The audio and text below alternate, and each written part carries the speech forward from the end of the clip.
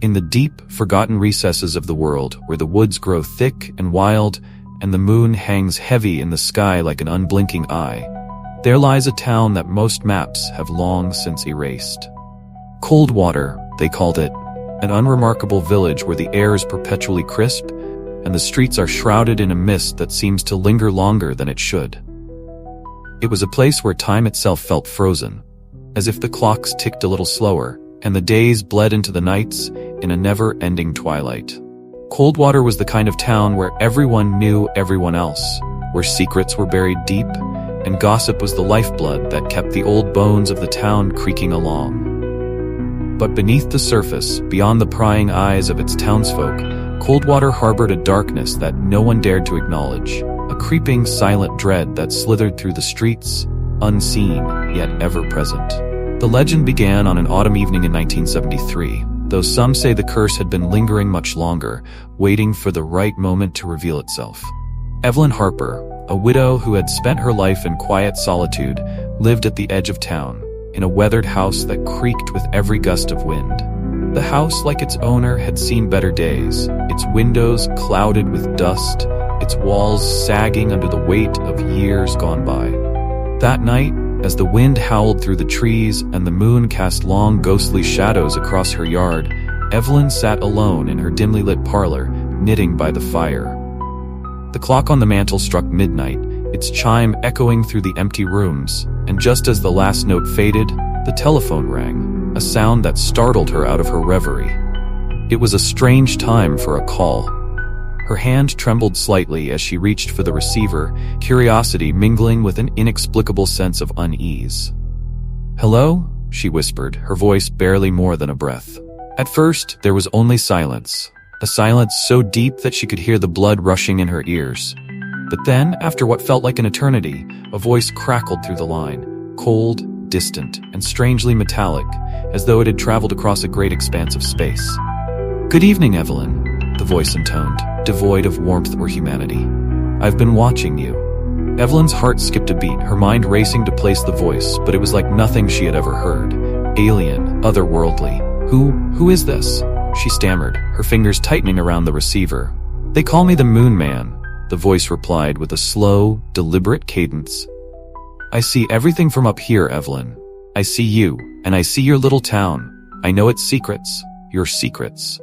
The words sent a chill down her spine, but she found herself unable to hang up, as though some unseen force held her hand in place. The Moon Man began to speak again, his voice soft and insidious, weaving a web of words that wrapped around her like a shroud. He spoke of the moon, of its cold, barren beauty, and of the stars that twinkled like distant candles in the void. But soon, his words took a darker turn.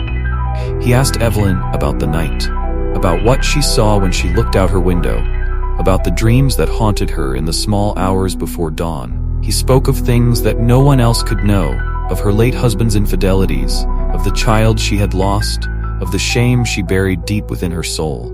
Evelyn's breath caught in her throat as the Moon Man laid bare her most private thoughts, his voice growing more and more sinister with each passing moment.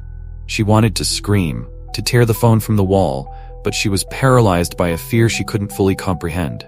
And then, just as suddenly as it had begun, the call ended, the line going dead with a sharp click. The house was silent once more, but the damage had been done. Evelyn sat frozen in her chair, the receiver still clutched in her hand, her mind reeling from the encounter. She tried to convince herself it had been a prank, some cruel joke played by the local boys, but deep down, she knew the truth. The Moon Man was real, and he had chosen her. The following night, the phone rang again. This time, Evelyn didn't hesitate. She snatched the receiver from its cradle, her voice trembling as she answered. The Moon Man's voice was waiting for her, colder and more malevolent than before. "You didn't sleep well last night, did you, Evelyn?" he asked, his tone mocking. "I watched you toss and turn. I watched as you tried to forget our little chat." Evelyn's blood ran cold. She hadn't slept, not a wink. Every time she closed her eyes, she felt his gaze upon her, a presence lurking just beyond the veil of sleep. "Why are you doing this?" she demanded, her voice rising with a mixture of fear and anger. "Because, Evelyn," the Moon Man replied, his voice like a serpent's hiss. "I enjoy it. I enjoy the way fear twists inside you, the way your heart races when you realize you're not alone. You'll never be alone again, Evelyn. Not as long as I'm watching."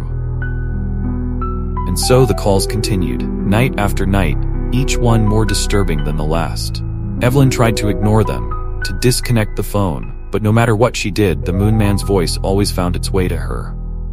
He spoke of the other residents of Coldwater, of the secrets they hid behind closed doors, of the lies they told themselves to keep the darkness at bay. He spoke of old Mr. Cartwright, who lived alone in a decaying mansion on the hill. The Moon Man knew of the shameful things Cartwright had done in his youth, the sins that haunted him in his old age. He spoke of Sarah Thompson, a young woman who had fallen in love with a man she could never have, and of the despair that gnawed at her soul. He spoke of Reverend Williams, whose piety masked a heart full of doubt and fear, and of the many others whose lives were tainted by the darkness they tried so hard to hide. The Moon Man's influence began to spread, infecting the town like a virus. Other residents started receiving the calls, their stories echoing Evelyn's in their terror and despair. But no one spoke of it openly, for fear of drawing the Moon Man's attention even more. Instead, they lived in silent dread, waiting for the night when their phone would ring, and they would hear that cold, merciless voice whispering their deepest fears into their ears. As the weeks turned into months, the calls became more than just a terror, they became an obsession. People stopped sleeping, their nights consumed by the anticipation of the next call, the next revelation. They began to see the Moon Man in their dreams. A shadowy figure standing beneath the full moon, his eyes glowing with an unearthly light. He haunted their waking hours as well, his presence a constant weight on their minds, a dark cloud that blotted out the sun. And then, the disappearances began. Evelyn was the first to go.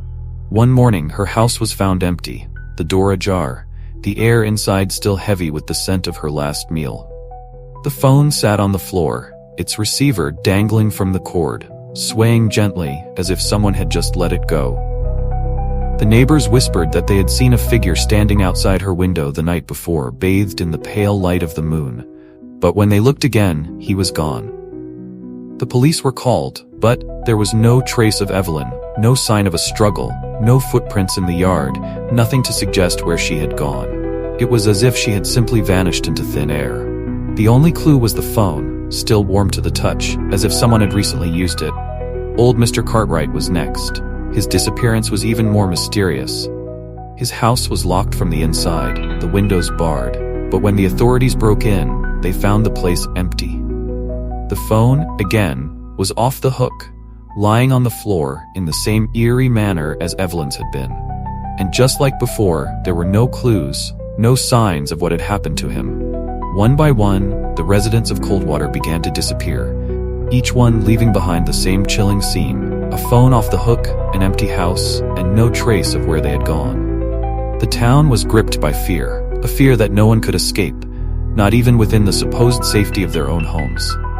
People stopped answering their phones altogether, letting them ring until the sound became unbearable, but even that did not stop the disappearances. The Moon Man had claimed his victims, and there was no escape. As Coldwater descended into chaos, the town's remaining residents huddled together, desperate for answers, for some way to end the nightmare that had befallen them. They turned to Reverend Williams, hoping that his faith could protect them from the darkness that was closing in, but even he was at a loss. The Moon Man was not something he could fight with prayer or scripture. He was a force beyond their comprehension, a horror that had come from a place no one could reach.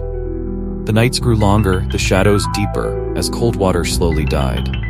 The mist that had always clung to the town now seemed to suffocate it, wrapping its cold fingers around the buildings, the trees, the people themselves. The moon, once a symbol of tranquility, now loomed large and menacing in the sky, its pale light casting everything in an eerie, unnatural glow. And still, the phone calls continued. Those who were left knew it was only a matter of time before their turn came, before they too would be claimed by the Moon Man and vanish into the night, leaving behind only the echoes of their final conversation. The town's once lively streets were now silent, its homes dark, as if the life had been drained from them. leaving nothing but husks. One by one, the remaining residents met their fate, until there was no one left to tell the tale. Coldwater became a ghost town, its name fading from memory, its streets reclaimed by the forest that had always been waiting to swallow it whole. The phone lines, once buzzing with the voices of the living, were now silent, the phones themselves collecting dust as they sat unused in the abandoned houses. But the Moon Man was not finished. Even as Coldwater fell into ruin, his calls continued, reaching out to new places, new people, always at midnight, always with the same terrifying voice that had haunted Coldwater.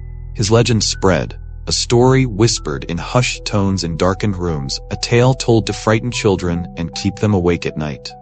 And somewhere, far away beneath the cold, unfeeling gaze of the Moon Man waited, his eyes fixed on the earth below, his hunger for fear and despair never sated. He watched and he waited for the next soul to answer the phone, for the next voice to tremble with terror as they realized they had made a fatal mistake. For once the Moon Man called, there was no escape, no turning back. You were his, and he would never let you go.